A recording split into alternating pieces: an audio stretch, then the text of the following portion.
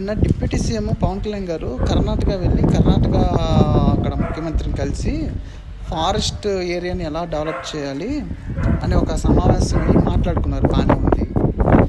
మరి మధ్యలో ఎందుకు సినిమా టాపిక్ ఎత్తారో కానీ మా సినిమా వాళ్ళు కూడా ఫారెస్ట్ని డిస్ట్రాయ్ చేసి స్మగ్లింగ్ చేసే క్యారెక్టర్లో సినిమా తీస్తున్నారని చెప్పి ఇండైరెక్ట్గా అల్లు అర్జున్ టార్గెట్ చేశారు.